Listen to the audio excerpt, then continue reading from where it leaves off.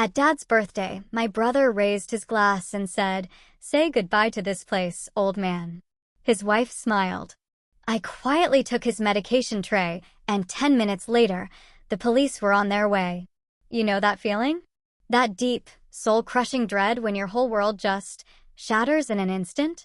That's exactly how I felt on my dad's 72nd birthday. I watched my brother, with a smirk that still haunts me, systematically try to steal everything my parents ever built, right there at the dinner table, and my dad, he didn't even understand what was happening. We were supposed to be celebrating.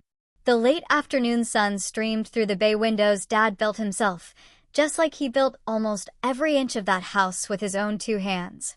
I'd spent hours on the cedar plank salmon, Mom's maple glaze recipe, on the Marionberry galette cooling on the counter. Every detail was crafted for him, for his perfect day, amidst the scent of roses I'd cut fresh from Mom's garden that morning. I even raised my champagne glass, catching his eye across the table. For the first time all day, his smile reached his blue eyes, that genuine, childhood dad smile. To 72 years, I said, my voice trying to be stronger than I felt. And to many more, right here, in the home you built with Mom. Then, Clayton stood up. My brother, in a charcoal suit that probably cost more than I made in a month at my remote marketing job. He tapped his knife against his glass, and the sharp ring cut through the warm, golden air. "While we're making toasts," he announced, his voice carrying that polished, boardroom authority he'd perfected at Ridgeway Capital. My stomach clenched. "I have some news that will make Dad's life even better." He put a hand on Dad's shoulder, a gesture that felt sickeningly possessive. "The POA is signed over to me. Next week, the house goes on the market. Dad moves to Cedar Ridge Manor." My champagne glass slipped. It hit the hardwood floor Dad installed 35 years ago, planks he'd hand-selected for their grain, and shattered. The sound barely registered. All I could see was Clayton's triumphant smile, Clarissa's hand gripping Dad's other shoulder, and Dad's bewildered blinking. "It's for the best, Leonard," Clarissa purred, her voice dripping honey-sweet, but with an undertone of pure steel. Her ash-blonde hair was pulled back in a severe bun, clinical efficiency in every line of her body. "Remember how tired you've been lately?" The room actually tilted. The salmon, which I'd so carefully prepared, grew cold on bone china plates as bile rose in my throat. Dad's eyes, Mom's favorite feature, searched the room, utterly lost.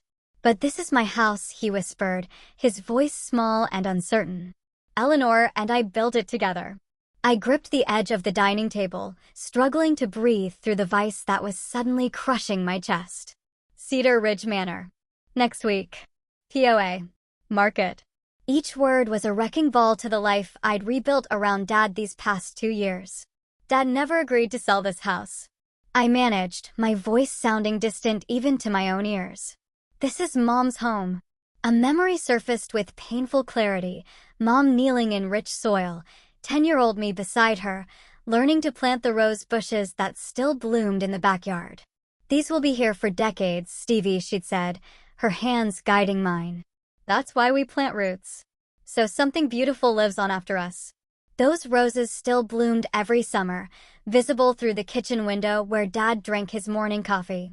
I'd left my $92,000 marketing job when Dad started forgetting appointments, when the refrigerator contained 6 gallons of milk, when his checks started bouncing. When the diagnosis came, early cognitive decline. Not full dementia yet, but headed there. The job was replaceable. Dad wasn't. And now, Clayton's sudden interest made horrifying sense. His visits had only increased after Dad's diagnosis. Always discussing finances. Always finding moments alone with Dad. While I was caring for Dad day after day, Clayton was planning this.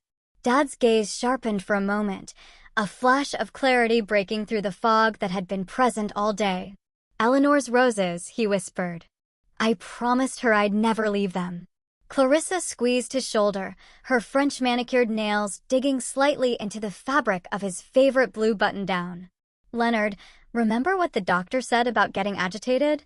It's not good for your heart." My analytical mind finally broke through the shock. Dad's confusion today felt different, not his usual forgetfulness, but something deeper. His movements were sluggish, his eyes glazed in a way I hadn't seen before. "When did Clayton get POA?" I demanded.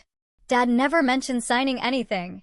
I stepped between Dad and Clarissa, physically placing myself as a barrier. "Nothing happens until I see this POA. Dad doesn't leave until he chooses to." Clayton laughed, a sound both familiar and foreign, the same laugh from childhood bike races, but twisted now with adult condescension. Always the dramatic little sister. "This isn't your decision, ever." I looked at the house around us. Every beam and door frame measured by Dad's hands. Every wall painted with Mom supervising. The home where Dad carried Mom across the threshold. Where they raised us. Where she died. Where her garden still bloomed. "Stevie," Clarissa said, her voice clinical and cold. "Your father needs professional care. You're being selfish keeping him here when he could have round-the-clock attention." The power imbalance hit me full force. Clayton, with apparent legal authority. Clarissa controlling Dad's medications.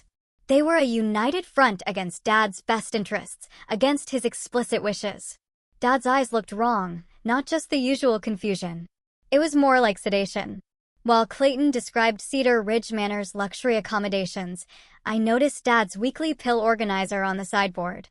I pocketed it when Clarissa looked away, an instinct I couldn't fully explain. I leaned close to Dad's ear, my hand finding his. His fingers, the ones that taught me to hammer my first nail, to measure twice and cut once, felt thinner than last week. "Dad," I whispered, "I won't let them take your home. I promise." I stumbled onto the back porch, needing air, needing space, needing to think. My hands trembled as I pulled out my phone and called Uncle Gordon. "They're trying to sell Dad's house," I choked out when he answered, my voice breaking. "Slow down, Stevie." Gordon's voice, steady and reassuring, grounded me. He'd been a brilliant real estate lawyer before retirement. "When did Clay get power of attorney?" "Len never mentioned this to me." "I don't know," I admitted.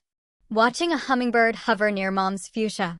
But Clarissa's showing Cedar Ridge Manor brochures to everyone, and Dad seems drugged. "Gordon." "Not just confused. Something's wrong." "Document everything," Gordon said after a moment. "I'll be there tomorrow morning." "Call Dr. Morgan. She specializes in elder care. She'll know what to look for." I took a deep breath, steadying myself against the porch rail Dad had replaced last summer. Should I confront them now? Demand to see the POA? "Gather evidence first," Gordon advised.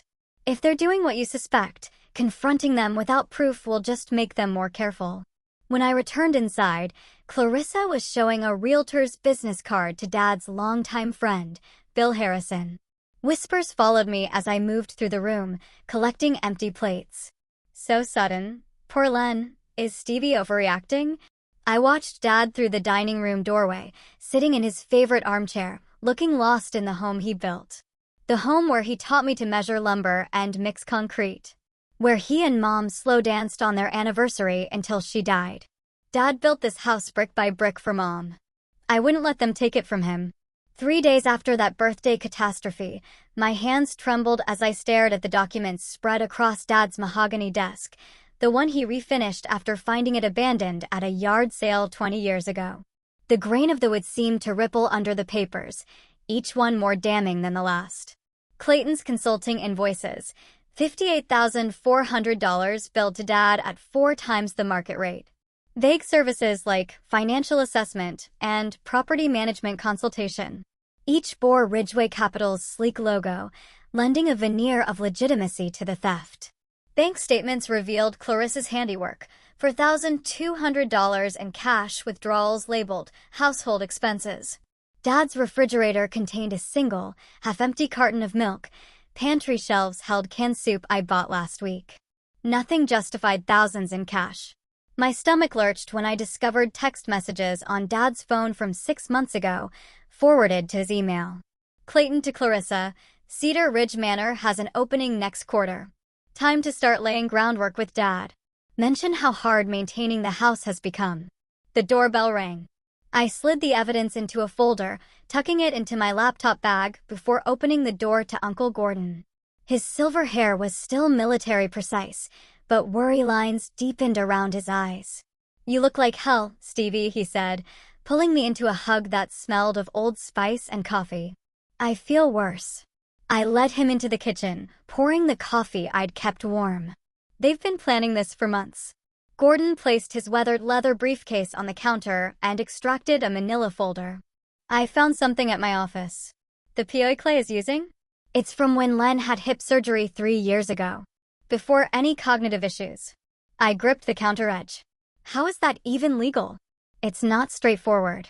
The document doesn't have an expiration date, so technically it's still valid.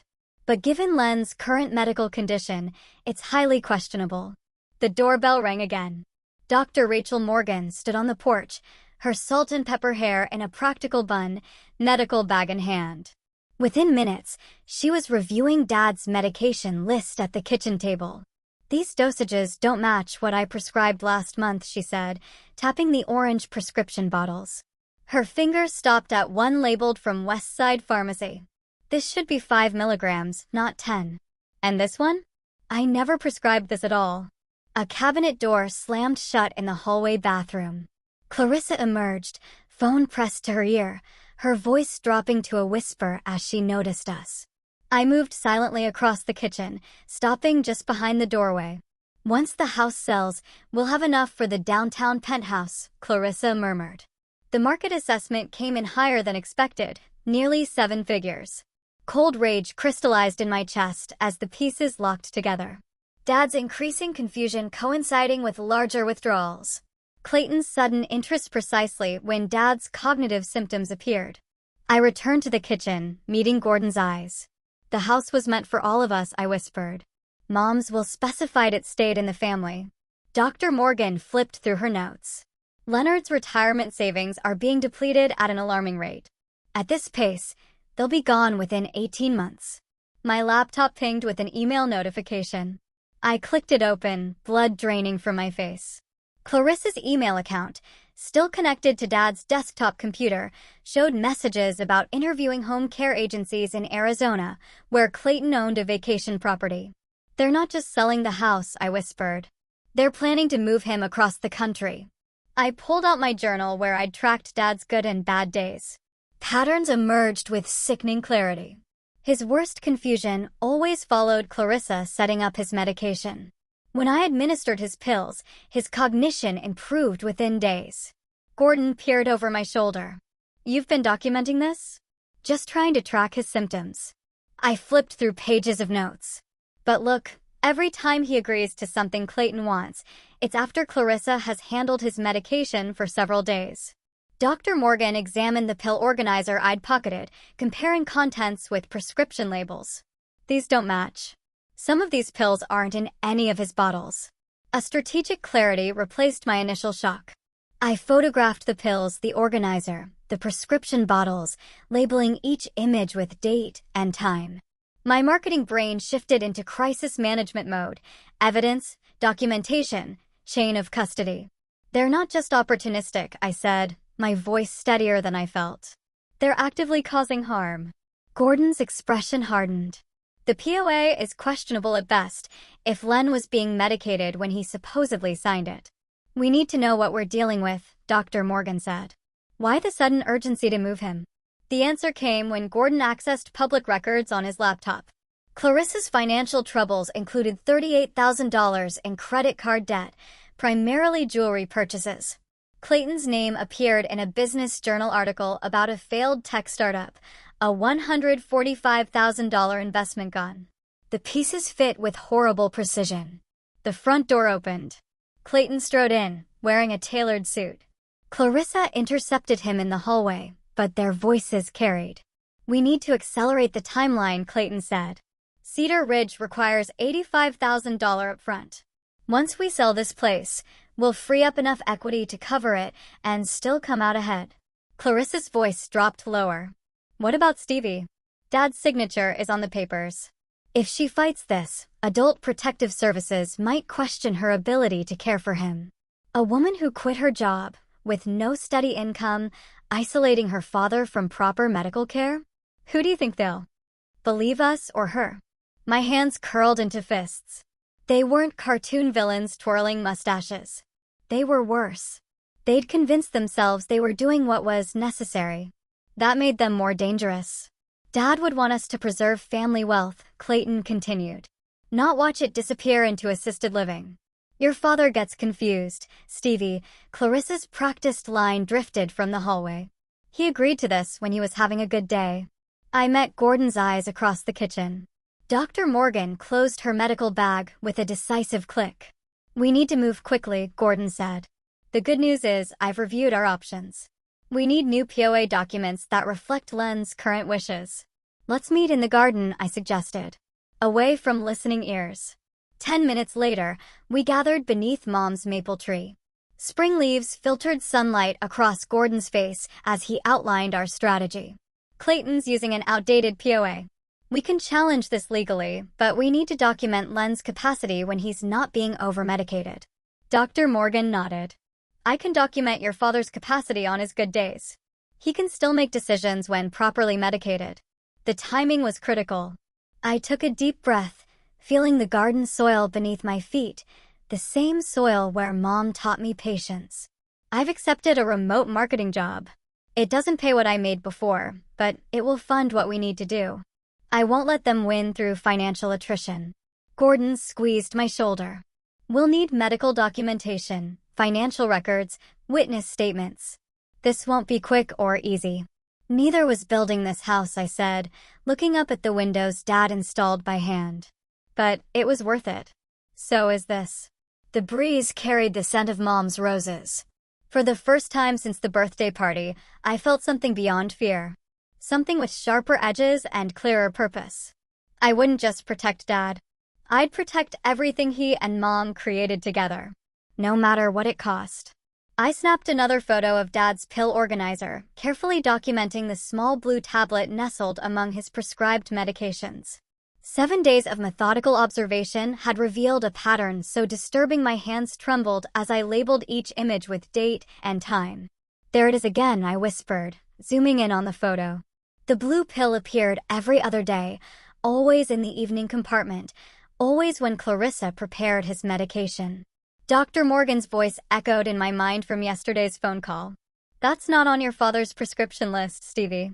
It's a sedative, strong enough to significantly impair cognition when combined with his other medications. The living room floor around me resembled a war room. Medication logs spread across the table Dad refinished last spring. Financial statements showing Clayton's exorbitant consulting fees. Printed text messages between Clayton and Clarissa about keeping Dad manageable for realtor visits. My phone buzzed with Gordon's text, security cameras installed in the living room and hallway. All legal. Recording to cloud storage only you can access. Relief washed through me. After Clarissa brought a parade of strangers through the house last week, claiming they were just friends interested in craftsman architecture, the cameras became essential. Dad had been particularly confused that day, barely recognizing our neighbors of 30 years. The first notification from the new security system arrived that evening while I was working in the garden. Eleanor's roses needed pruning, and the familiar routine helped clear my mind. The alert showed movement in the kitchen. Clarissa, standing at the counter with Dad's pill organizer open before her. I froze, pruning shears suspended mid-cut, watching through my phone as she glanced furtively over her shoulder before removing something from her pocket. Her back blocked the view momentarily, but when she stepped away, I could see she'd rearranged the pills in tomorrow's compartments. For the first time since that birthday dinner, power shifted subtly in my direction. No longer was I operating on suspicion alone. I had evidence. The most damning proof arrived 2 days later. Gordon forwarded me the security footage he reviewed overnight. Clayton sitting at Dad's desk, practicing Dad's signature on blank documents, comparing it against old checks. The timestamp showed 11:42 p.m., long after Dad had gone to bed. We've got another piece of the puzzle, Gordon told me over coffee the next morning. His voice remained low even though Dad was outside trimming the hedges during one of his more lucid periods. Cedar Ridge Manor requires an $85,000 upfront payment for their premium suite. Exactly the amount Clayton needs to cover his investment losses. I stared into my coffee cup, the pieces finally forming a complete picture. We won't confront them yet, I decided, surprising myself with my own restraint. We need to build an airtight case. Gordon nodded approvingly. You're thinking like a lawyer now. Later that afternoon, Dr. Morgan conducted her weekly assessment during one of Dad's clear days. The transformation was striking. Without the mystery sedative, his eyes were bright with recognition, his hands steady as he watered Mom's ferns. Leonard has mild cognitive impairment, Dr. Morgan confirmed as we stood in the kitchen, watching Dad through the window. But he absolutely retains decision-making capacity when properly medicated. She handed me her formal assessment, another crucial document for our growing arsenal. 2 days later, Clayton texted that he was bringing Realtor Trent Holloway for a final walkthrough before listing. I arranged the evidence in a leather portfolio, the one Mom gave me when I landed my first marketing job, and waited in the foyer where Eleanor's favorite landscape painting still hung. The doorbell chimed at exactly 10. Clayton entered first, his expensive charcoal suit a stark contrast to the casual polo shirts he wore when helping Dad build the backyard deck. Behind him stood Trent Holloway, sandy hair, Brooks Brothers tie, Rolex watch, the epitome of successful real estate. Mr. Holloway, I said before Clayton could speak, extending my hand. I should inform you this house isn't legally available for sale. Clayton's face flushed. My sister is having difficulty accepting Father's decision, he said smoothly, placing a hand on Holloway's shoulder to guide him past me. I stood my ground. Actually, I have documentation you should review before proceeding. I opened the portfolio, maintaining eye contact with Holloway. For your professional protection. The realtor hesitated, glancing between us. This is Dr. Morgan's capacity assessment, confirming my father retains decision-making ability when not improperly medicated, I explained, passing him the first document. These are photographs. Documenting medication tampering, specifically, administration of non-prescribed sedatives coordinated with your scheduled visits. Holloway's expression shifted from annoyance to concern as I continued. This is video evidence of my brother practicing my father's signature on blank documents, I said, displaying the time-stamped still image on my tablet. And this is a legal analysis from Gordon Cooper, former senior partner at Westlake Legal, regarding the outdated power of attorney my brother is attempting to use. Trent Holloway took a deliberate step backward, straightening his tie. I can't be involved in a disputed property sale, he said, his professional demeanor cracking slightly. Clayton, you assured me this was straightforward. It is straightforward, Clayton insisted, his voice rising. My father signed the paperwork. I'll need to see clear documentation of current power of attorney and capacity assessments before proceeding, Holloway interrupted, already retreating toward the door. Call my office when the situation is resolved. The sound of the front door closing echoed through the entryway. Clayton's carefully constructed facade crumbled, revealing the desperation beneath. You have no right to interfere, he hissed, stepping toward me. Do you have any idea what this house could sell for in this market? I stood taller, feeling an unfamiliar calm. I have every right to protect my father. The authorities will agree. Something in my voice, perhaps the certainty, perhaps the implied threat, made him pause. This is a temporary setback, he said finally, adjusting his cuffs. The house will sell, Stevie. Dad can't live here forever, and you know it. I said nothing as he walked out, slamming the door hard enough to rattle the stained glass panels Dad restored last year. The victory felt hollow, but significant. A battle won in what promised to be a longer war. Gordon arrived 20 minutes later, his expression brightening when I told him what happened. You handled that perfectly, Stevie, he said, squeezing my shoulder. My phone rang. Dr. Morgan. We have medical evidence now, she confirmed, referring to Dad's blood test results. The blood work shows the sedative. This strengthens your case considerably. As I hung up, Martha Walsh from next door appeared at the kitchen door with a casserole dish, her silver hair catching the afternoon light. We saw that realtor leaving, she said, placing the dish on the counter. Everyone's been worried about Len. Bill and I noticed he only seems confused when Clarissa's been around. She lowered her voice. The whole block is talking about how you stood up to Clayton. The support felt like sunlight breaking through storm clouds. For the first time since this began, I realized I wasn't fighting alone. Dad shuffled into the kitchen, his movements steadier today. He glanced at the casserole, then at me, a moment of perfect clarity in his eyes. "Eleanor would be proud of you," he said, reaching for my hand. "Protecting our home." Gordon cleared his throat, emotion briefly overcoming his lawyer's composure. "We've bought time, Stevie, but Clayton won't give up easily." As Martha left, promising to spread the word about taking turns watching the house, Dr. Morgan called again with her final assessment report. "I've documented everything for a potential elder abuse case," she said. "The question now is whether to file formal charges." I looked at Dad as he stood by the window, gazing at Mom's garden. The roses needed pruning, the soil needed turning, the bench needed a fresh coat of paint. All tasks he could still manage on good days. All connections to Mom he would lose at Cedar Ridge Manor. Should I press charges now? I wondered aloud after hanging up, or build a stronger case for complete protection? The weight of the decision settled on my shoulders as I joined Dad at the window, watching a hummingbird hover near Mom's fuchsia, the same view he'd treasured for 35 years. Gordon's dining room table had disappeared beneath a sea of papers, bank statements, medical records, prescription bottles arranged in rows like chess pieces. 1 week after confronting the realtor, I'd transformed my uncle's home into something between a war room and a detective's office. "Hand me that blue folder," I said, not looking up from the timeline I was constructing. Every suspicious transaction, every medication change, every day Dad seemed unusually confused, all plotted with military precision. Gordon slid the folder across the table. "You've become quite the investigator." I didn't respond.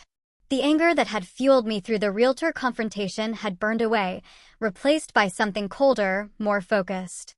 A detached objectivity I'd never experienced before. The timeline revealed patterns invisible in isolation.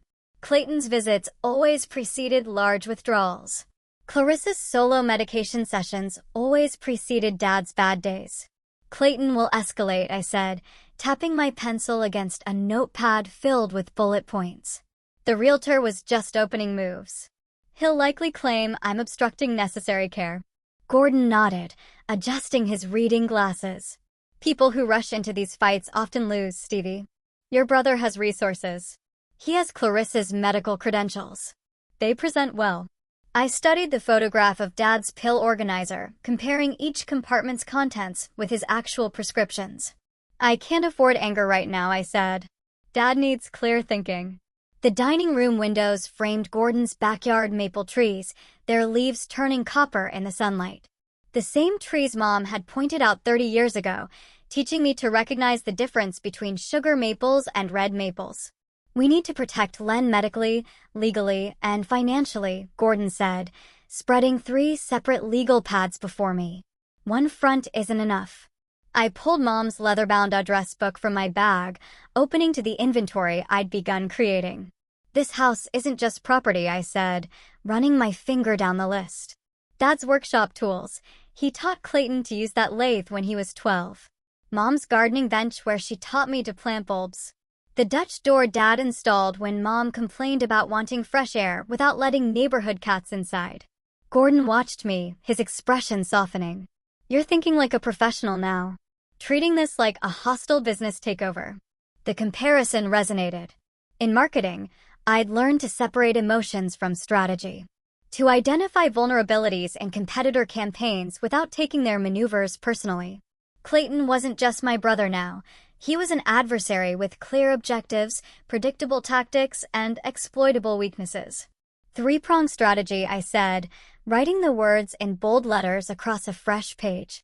New legal documents. Medical intervention. Financial protection. Got it. Gordon nodded approvingly. The realtor confrontation felt good, but it was just one battle. This requires sustained campaign thinking. I closed Mom's address book, setting it aside with uncharacteristic gentleness. The leather cover had worn thin at the corners from decades of her hands opening it, calling friends, organizing neighborhood gatherings.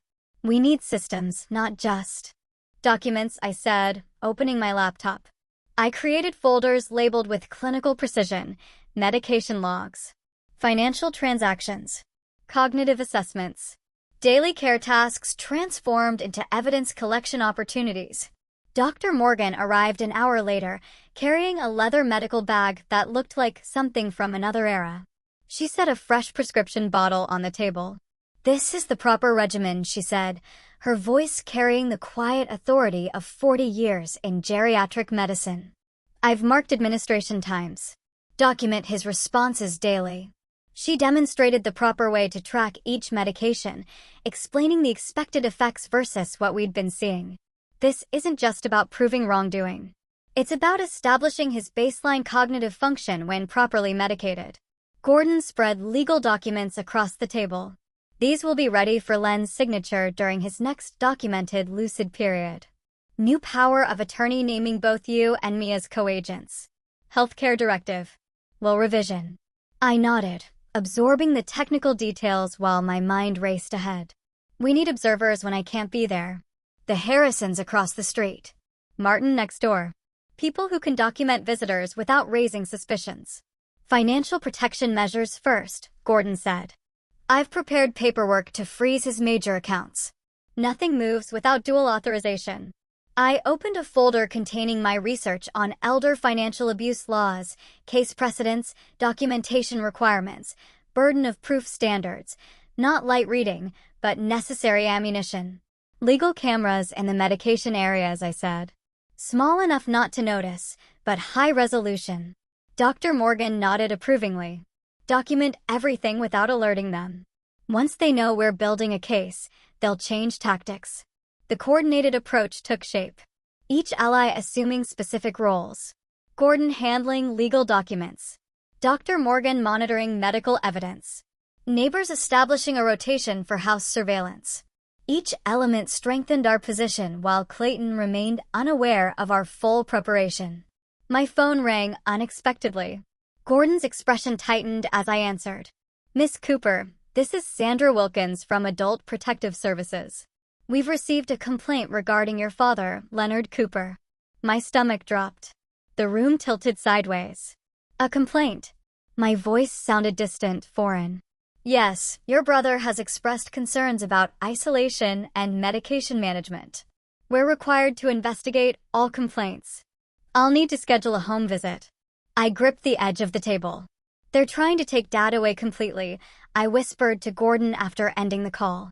Dr. Morgan's hand settled firmly on my shoulder. This is actually predictable, she said. Clayton's escalating because the realtor approach failed. I'll testify about Leonard's actual condition and treatment. The papers spread before me blurred momentarily as fear threatened to overwhelm strategy. Then clarity returned. This wasn't just about the house anymore. It was about Dad's freedom, his dignity.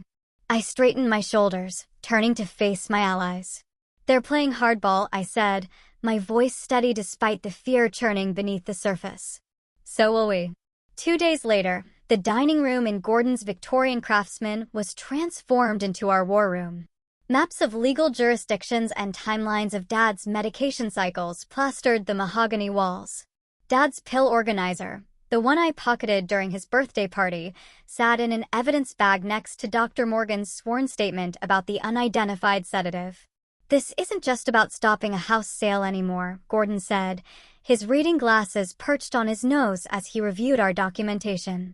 This is systematic elder abuse with potential criminal implications. I nodded, cataloging another bank statement showing Clarissa's $800 withdrawal, marked simply as household. Dad's household expenses hadn't exceeded $400 monthly since Mom died. How's the video documentation coming, Doctor? Morgan asked, her silver-framed glasses catching the afternoon light as she entered with her medical bag. Cameras are operational in all medication areas and entrances, I answered, sliding my laptop toward her. The screen showed Dad in his workshop, carefully sanding a birdhouse. His movements were precise today, one of his clear periods after I administered his proper medication this morning. Perfect, Dr. Morgan said. I'll document his capacity while he's lucid. We need date and timestamps on everything. Gordon slid a thick stack of legal documents across the table. New power of attorney naming you and me as co-agents. Healthcare directive giving you primary authority. Financial safeguards requiring dual signatures for any withdrawal over $500. My hand rested momentarily on the papers. Every page represented another brick in the fortress we were building around Dad, around Mom's roses, around their legacy. The elder abuse hotline contact is programmed into your speed dial, Gordon continued, along with the prosecutor's office and 3 different support groups specializing in medication manipulation cases. My gaze drifted to the window where Dad's profile was visible through the workshop doorway. His familiar movements, measuring twice, cutting once, echoed through decades of memories. Every precise cut of his saw reinforced my resolve. "We're preparing for war," I said quietly, "not just another skirmish." The words felt strange in my mouth. Just weeks ago, I was coordinating marketing campaigns for sustainably sourced coffee beans. Now I was documenting medication tampering and financial exploitation patterns with the precision of a federal prosecutor. My fingers traced the timeline we'd created. The blue dots representing Dad's clear days aligned perfectly with the green dots showing when I administered his medication. The red dots, his confused periods, aligned with Clarissa's medication schedule. The pattern was unmistakable. Dr. Morgan nodded toward the comprehensive binder I'd assembled. "Your documentation is exceptional, Stevie. Most families don't realize what's happening until the house is sold and accounts are drained. The validation should feel good." Instead, it amplified the weight settling across my shoulders. Dad trusted Clayton, welcomed Clarissa into our family. Their betrayal wasn't just financial, it was an assault on the very foundation of our home. My phone chimed with a security alert. I tapped the notification, revealing footage of Clarissa entering the main house through the back door, the one leading to Dad's office where my laptop usually sits. "She's at the house," I said, my heartbeat accelerating, "and she's heading toward my computer." Gordon peered over my shoulder at the footage. "Did you leave any strategy notes visible?" The sick feeling in my stomach answered before my words could form. "Last night, I printed our complete protection timeline and left it beside my laptop." "They might know what we're planning," I whispered. The implication rippled through the room like a stone dropped in still water. If Clayton and Clarissa suspected we were documenting their actions, they'd accelerate their timeline. Destroy evidence. Change tactics. My phone rang. Clayton's name flashing on the screen.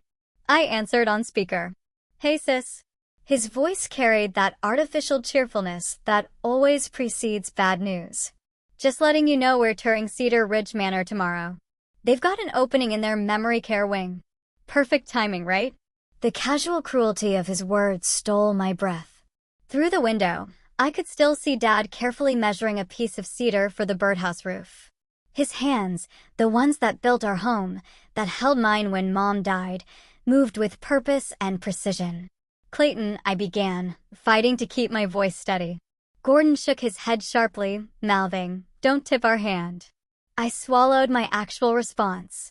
"I'll check my schedule." After hanging up, Dr. Morgan's expression had hardened. If they suspect we're onto the medication tampering, they might change tactics. Possibly something harder to detect. "What?" Gordon gathered the legal documents into a folder. "We need to implement these immediately. No more waiting for the perfect moment." Through the open window, I caught fragments of Clarissa's phone conversation as she exited Dad's office. "We need to move quickly. They're gathering evidence." The words confirmed our worst fears.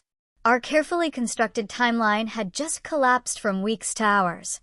"The new POA is ready," Gordon said, his voice dropping to match the urgency of the moment. "We just need Len's signature during a documented clear period." Dr. Morgan checked her watch. "I'll be there tomorrow morning. His medication levels should be optimal then." I moved with newfound determination, texting our neighbor Martha, who had agreed to stay overnight. The security camera feeds now displayed on my phone, requiring hourly checks. Tomorrow. Everything came down to tomorrow. I arranged the dining room for the document signing, positioning the camera to capture every angle. The notary was scheduled for 10 a.m., when Dad was typically most lucid. As darkness fell, I made one final check of the house's security system. The cameras revealed Dad sitting in his workshop, examining the completed birdhouse with satisfaction. Outside his window, Mom's roses caught the last light of day. "Tomorrow, we take back control," I whispered to Mom's memory as I set the security alarm. Behind me, the binder of evidence stood ready. The cameras recorded silently. The legal documents awaited signatures. The fortress was complete. The unmarked white van pulled into our driveway at 8:42 the next morning. Two attendants in pale blue scrubs stepped out, followed by Clayton in his tailored suit. Clarissa emerged last, her clinic administrator efficiency on full display in her pressed pantsuit and tight bun. I froze at the kitchen window, a coffee mug suspended halfway to my lips. Dad sat at the table behind me, peacefully spreading strawberry jam on his toast. "Stevie?" Dad's voice carried that morning clarity that had become more precious in recent weeks. "Is someone here?" Before I could answer, the doorbell rang with an authoritative triple chime. My stomach dropped to somewhere near my knees. "It's just Clayton," I said, straining to keep my voice steady. "Finish your breakfast, Dad." I opened the front door, blocking the entrance with my body. Clayton's smile was corporate confidence personified, but his eyes held something more dangerous: desperation. "Good morning, Stephanie," he said, loudly enough for neighbors to hear. "We've come to help Dad with his transition to Cedar Ridge Manor. The transport team is here to make it comfortable." I gripped the doorframe. "There's been no agreement about any transition." Clayton slipped a folder from his leather portfolio. "Emergency guardianship papers, signed yesterday by Judge Westbrook. Dad is in immediate danger living here without proper care." My brain raced to process his words while scanning for Gordon's car, not due for another hour. Dr. Morgan wouldn't arrive until 10.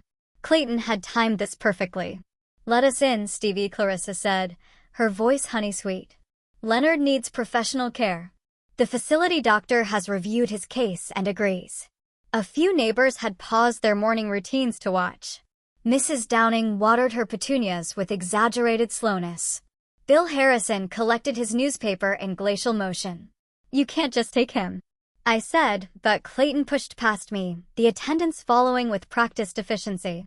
"Dad," Clayton announced as he strode into the kitchen. "Remember we talked about Cedar Ridge? Today's the day." Dad looked up from his half-eaten toast, confusion clouding his eyes. "Today? But I haven't packed anything." "These gentlemen will help with that," Clarissa said, placing her hand on Dad's shoulder. "Just the essentials for now." The taller attendant, Rick according to his name badge, spoke in the practiced cadence of someone who'd done this hundreds of times. "Mr. Cooper, we'll make this quick and comfortable. Your room is all prepared." I stepped between them and Dad. "Show me the emergency guardianship." Clayton handed me the document, confidence radiating from him. I scanned the pages, my marketing career having taught me to quickly absorb information. The language was dense with legal terminology, but certain phrases jumped out: immediate danger, inadequate supervision, declining cognitive state. "This is based on lies," I said, fighting to keep my voice from shaking. "Dad has round-the-clock care." "From you," Clarissa said with professional sympathy that didn't reach her eyes, without medical training. The attendants moved past me, one heading upstairs with an empty duffel bag, the other opening cabinets in search of medication. "Stop," I said, but my voice sounded distant even to myself. Dad stood, confusion etching deeper lines into his face. "Eleanor wouldn't want me to leave the roses," he said, looking toward the garden where Mom's prized flowers still bloomed. "I promised her." Clarissa removed a small pill case from her purse. "Leonard, you're getting agitated. Let me give you something to keep you calm during transfer." I lunged forward, but Clayton blocked my path. "This is happening, Stevie." Dad signed the POA. "I have guardianship now." "That POA was signed when he was over-medicated," I said, my voice finding its strength. "You've been drugging him." Clayton's smile didn't waver, but his eyes hardened. "Careful, Stephanie. Accusations like that could be considered slander. Resist this, and you'll face criminal charges for elder endangerment." A police cruiser pulled up behind the transport van. Officer Ramirez stepped out, the same officer who helped when Dad wandered to the park last winter. I called for police presence to ensure a peaceful transfer, Clayton explained to the neighbors who had gathered on their porches. His voice carried just the right note of regretful concern. My sister sometimes becomes emotional. My heart hammered against my ribs. Dad was looking at the pill in Clarissa's palm with foggy compliance. The attendant upstairs was opening drawers. The countdown to losing everything had begun. Then, Gordon's Lincoln Continental screeched into the driveway, parking at an angle that blocked the transport van. He stepped out, carrying a leather briefcase, followed immediately by Dr. Morgan, clutching her medical bag. They moved with the coordinated efficiency of people who had prepared for this exact scenario. Perfect timing, I whispered, relief washing through me like a physical force. Gordon didn't waste time with greetings. He approached Officer Ramirez directly, extending a document folder. Officer, I have a court order protecting Leonard Cooper pending a capacity hearing next week. These emergency proceedings were filed without proper notification of family or existing medical providers. Clayton's confidence wavered. Gordon, this doesn't concern you. As Leonard's brother and co-agent on his most recent power of attorney, it absolutely does, Gordon replied without looking at Clayton. Dr. Morgan moved to Dad's side, her hand gently taking the pill from Clarissa's palm.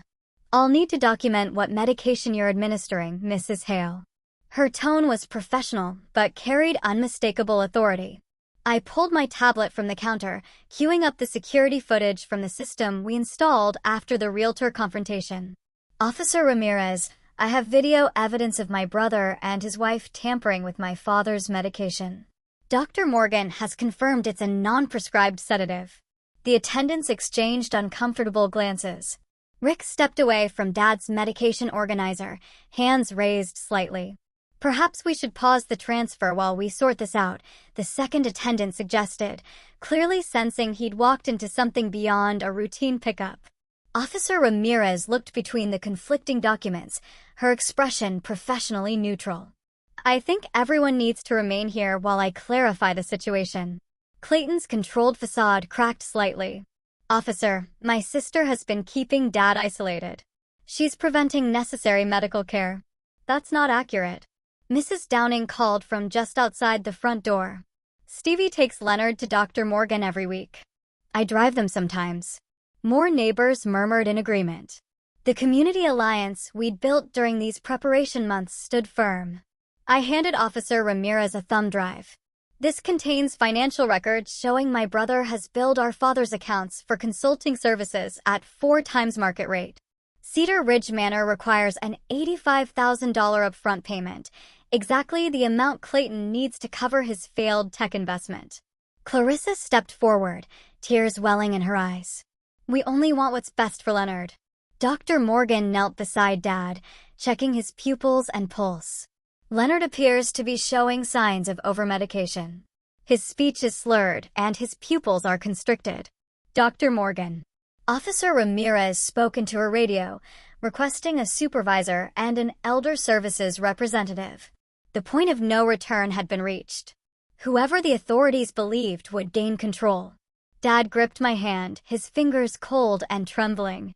Stevie, he said, his words slightly slurred. Something's wrong. I feel foggy. Stay with us, Dad, I said, holding his hand between both of mine. Help is coming. Dr. Morgan documented his symptoms methodically, her recorder capturing every observation. These symptoms match the non-prescribed medication we found in his system last week. Clayton paced by the window, his phone pressed to his ear. This is completely unnecessary, he said to no one in particular. She's been keeping him isolated, officer. Gordon arranged his evidence packages on the dining room table, the same table where this nightmare began on Dad's birthday. The independent medical assessment, financial records, and video documentation are all organized chronologically, he explained to Officer Ramirez. A sedan pulled into our already crowded driveway. Diana Wilson from Elder Services stepped out, followed by Detective Barrett. The police officer secured the premises, ensuring no one left before the situation was resolved. The truth comes out now, I whispered to Dad, who squeezed my hand with surprising strength. His eyes found mine with a moment of perfect clarity. I never wanted to leave our home, Stevie. The detective entered with purpose, surveying the room filled with medical professionals, attendants, family members, and neighbors. The final battle that would decide everything was about to begin. I stood my ground beside Dad's chair, my hand still in his. Whatever happened next, I wouldn't let him face it alone. Elder Services investigator Diane Williams took position in the center of the living room, her weathered notebook already open, pen poised.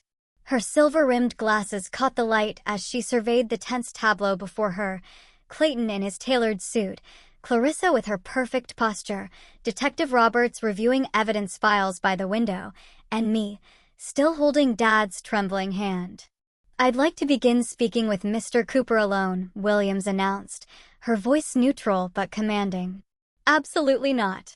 Clayton stepped forward, his hand sliding into his suit pocket. "My father is clearly disoriented. Any statement he makes right now would be inadmissible." Williams didn't flinch. "Sir, I've been doing this for 27 years. I know how to assess capacity during an interview. And I'm his son," Clayton countered. "You have no right." "Actually," Detective Roberts interrupted, looking up from the folder I prepared, "this medical directive signed 3 weeks ago grants Miss Cooper and Mr. Gordon Cooper medical advocacy rights. The documentation appears properly notarized." Clayton's face flushed dark red. "That's impossible. My father hasn't been cognitively capable of signing legal documents for months." Dr. Morgan stepped forward, medical bag in hand. "I evaluated Leonard Cooper during the signing. We have video documentation of the assessment showing clear decisional capacity at that time." She produced a tablet from her bag. "Would you like to view the recording now, Detective?" The medical technician knelt beside Dad, gently taking his wrist. "Mr. Cooper, I'd like to draw some blood for testing, if that's all right with you." Clayton moved forward. "He can't consent." "Gordon Cooper has medical power of attorney," Roberts reminded him, his voice hardening, "and he's already authorized the procedure." Uncle Gordon stood in the doorway, arms crossed, watching Clayton with a mixture of sadness and resolve. "Clay, this has gone far enough." The technician labeled the vial of blood while Williams flipped through my binder of evidence. Her eyebrows rose slightly as she examined the medication logs with attached photographs. "These show a consistent pattern," she murmured to Roberts, "blue pills appearing only on days when Mrs. Hale administered medication." "That matches the video evidence," Roberts confirmed, glancing at his tablet. The living room screen displayed footage of Clarissa adding unlabeled pills to Dad's organizer 3 days ago. The timestamp glowed clear and undeniable in the corner. Clayton's attorney mask slipped momentarily as he glimpsed the screen. His eyes widened, then narrowed as he calculated new odds. "Detective," I said, keeping my voice steady despite the anger burning in my chest, "you'll find our financial documentation beginning on page 12. The highlighted entries show consulting fees billed to my father's accounts, $58,400 for services never rendered." Williams turned pages deliberately, examining bank statements. "Mrs. Hale, can you explain these cash withdrawals?" 6 withdrawals of $700 each, marked household expenses, but with no corresponding receipts. Clarissa's perfectly composed expression faltered. "Leonard wanted cash available. He becomes anxious about money sometimes." "That's interesting," Roberts said, "because Mr. Cooper's appointment calendar shows he was at physical therapy during 3 of these withdrawals, the ones you signed for." The medical technician stood, holding a testing kit. "Detective, preliminary results show presence of a benzodiazepine compound, not matching any of Mr. Cooper's prescribed medications." Dad's breathing quickened. His hand tightened around mine, eyes searching the room in confusion. "Stevie," he whispered. "What's happening?" "It's okay, Dad," I assured him, though rage pulsed behind my temples. "We're just sorting things out." Detective Roberts approached Clarissa. "Mrs. Hale, do you have any prescription medications in your possession?" "Of course not," she said, her smile not reaching her eyes. "Just my purse essentials. Would you consent to a search of your purse?" Clarissa hesitated, glancing at Clayton. "I don't see why that's necessary." "I can obtain a warrant," Roberts offered mildly. Clarissa's shoulders sagged slightly. "Fine, if it will end this ridiculous charade." "Fine." Roberts accepted the purse, methodically examining its contents. He removed a small, unmarked pill bottle, holding it up to the light. Blue tablets. Can you identify these, Mrs. Hale? Those are, Clarissa's voice faltered, supplements. For Leonard's memory. His doctor recommended them. Clarissa's. Dr. Morgan stepped forward. I'm Leonard's physician of record. I prescribe no such supplements, and I see no documentation of these in his medical records. Clayton interjected sharply. Clarissa was simply trying to help. If there was any misunderstanding about medication, Mr. Cooper, Williams interrupted. We're well beyond misunderstandings. The financial records alone indicate a pattern of exploitation. Roberts bagged the pill bottle as evidence. Mrs. Hale, Mr. Cooper, I need you both to step into separate rooms for questioning. This is absurd. Clayton protested. We're trying to get my father appropriate care, and Stevie is preventing it because she can't accept reality. The neighbor who called the police, Martha Wilson, stepped forward from her post by the front door. That's not true. I've watched Leonard improve when Stevie manages his care. And I've seen strangers coming through this house when Clarissa was here alone, realtors, contractors, looking at things, measuring rooms. Williams nodded to two officers waiting in the hallway. Please escort Mrs. Hale to the dining room and Mr. Cooper to the study. Separate them for individual statements. As Clarissa passed, her composure cracked. Clayton handled all the paperwork, she hissed. I was just following his instructions about Leonard's care. Clayton's jaw tightened. Don't say another word, Clarissa. The room rearranged as they were led away. Detective Roberts turned to me, his expression grave but satisfied. Ms. Cooper, based on preliminary evidence, we have serious concerns about your father's safety under the previous arrangement. Williams consulted her notes. We'll be issuing an emergency protective order and appointing you temporary guardian pending court review. Elder Services will file for emergency freezing of all Leonard Cooper's financial accounts to prevent further exploitation. Uncle Gordon's hand gripped my shoulder. They never expected this level of preparation, Stevie. The medical technician conferred with Dr. Morgan, arranging proper medication protocols. He should begin showing improvement within days once we remove the sedative from his system. Roberts secured the pill organizer, financial documents, and Clarissa's purse in evidence bags. We're opening a criminal investigation. Elder abuse is taken very seriously in this county. Martha approached with two other neighbors. We've been worried for weeks. We'd be happy to provide statements about what we've observed. Williams offered a tight smile. That would be very helpful. Through the dining room windows, I saw Clarissa seated alone, her face buried in her hands. Through the study doorway, Clayton paced, phone pressed to his ear, gesturing emphatically as an officer watched. Their world collapsed while ours rebuilt. The restraining order will be effective immediately, Williams explained. Neither of them can contact Leonard or enter this property. Dad's eyes seemed clearer already, though I knew that was imagination rather than medicine. The sedative would take hours to leave his system. But there was a light in his expression I hadn't seen in weeks. Eleanor's roses, he murmured, glancing toward the garden. They're safe now. Dr. Morgan reviewed Dad's medication list with the technician. I'll supervise a proper tapering schedule.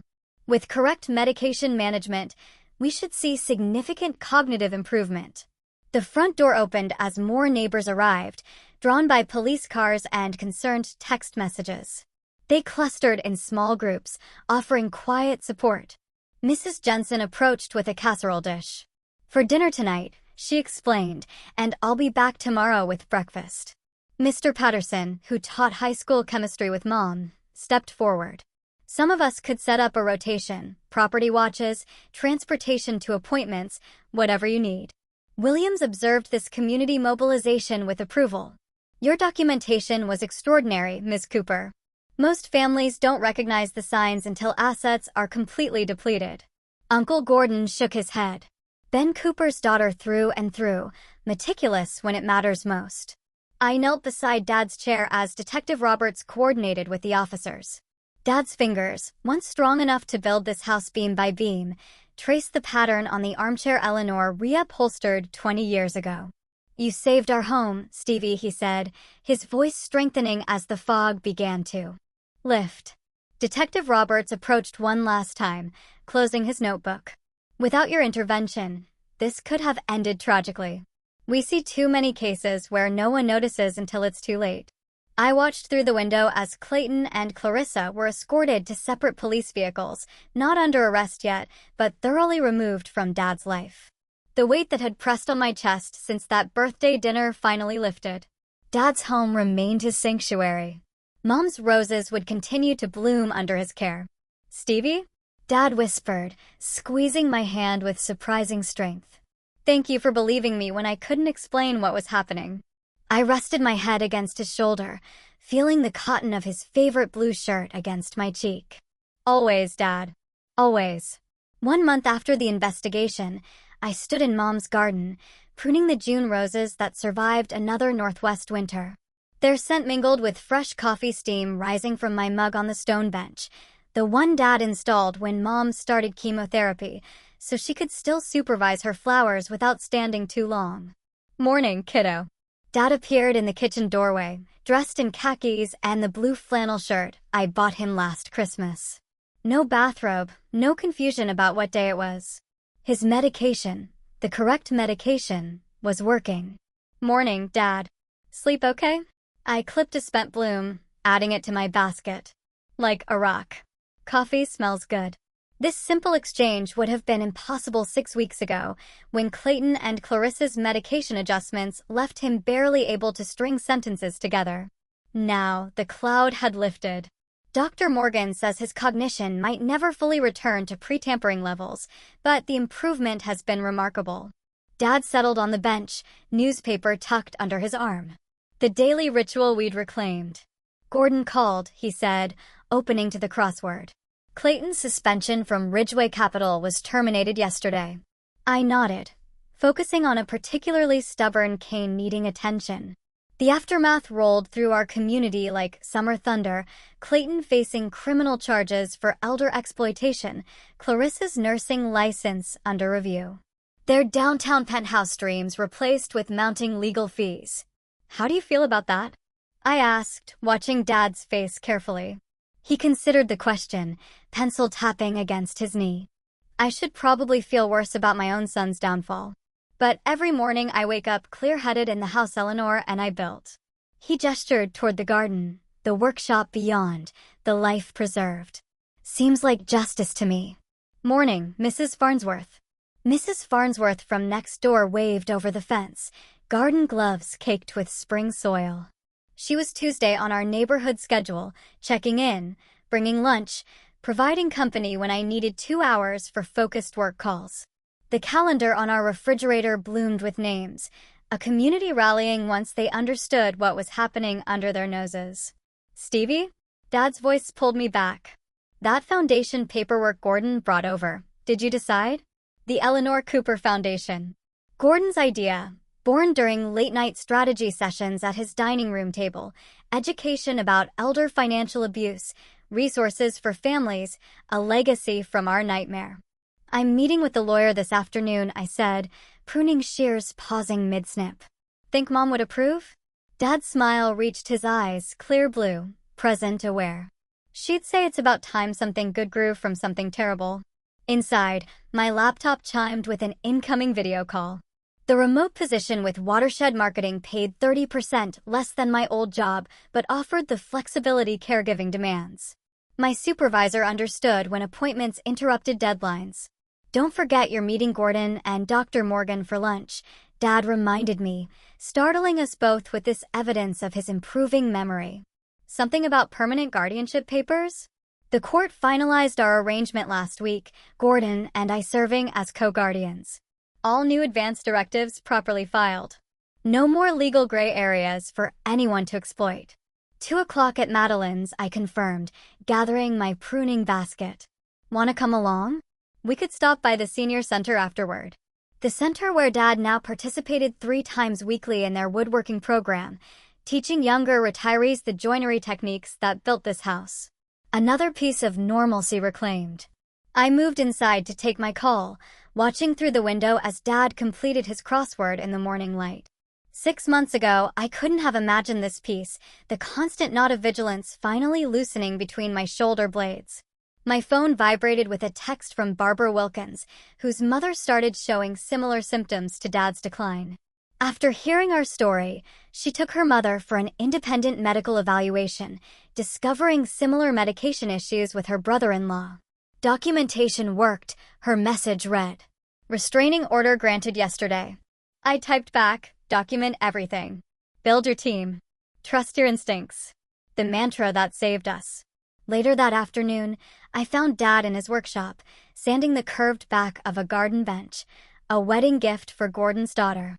His movements were precise, confident, the craftsmanship undiminished. The foundation approval came through, I told him, running my hand over the smooth oak. We're official. He nodded, setting aside his sandpaper. Your mother would be proud of you, Stevie. Not just for saving the house, for helping others protect what matters. This from the man who, 1 year ago, couldn't remember where he kept his sandpaper. The same man Clayton insisted needed institutionalization for his own good. The local newspaper featured our story last week, focusing on warning signs of elder exploitation. 3 families had already reached out through Dr. Morgan's office, seeking guidance for situations painfully similar to ours. Camila's coming tomorrow afternoon, I reminded Dad, referring to the part-time caregiver we hired. Not because Dad needed constant supervision anymore, but because I'd finally learned that protecting him included protecting myself from burnout. Good.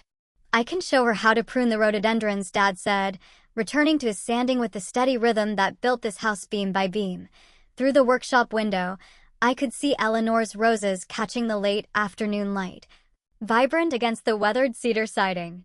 Next year, on Dad's 73rd birthday, we'll host a proper celebration in the dining room. Gordon, Dr. Morgan, neighbors, Camila, all raising glasses in the home that remains ours. And perhaps someday, we'll finally take that trip to Acadia National Park that Mom always wanted. I can almost see us there, standing on Cadillac Mountain for sunrise, Dad squeezing my hand as light breaks over the Atlantic. But for now, this is enough. Dad and his workshop. Roses blooming where Mom planted them. The foundation paperwork signed on the kitchen counter. Love made visible not just through emotion, but through vigilance, clear boundaries, and the courage to protect what matters. I watched Dad working, his hands steady on what he selected for its grain, and recognized the truest lesson of our ordeal. If you notice a loved one becoming confused only after someone else administers their medication, don't question your instincts. Document everything. Find allies. And never stop fighting for the family that matters.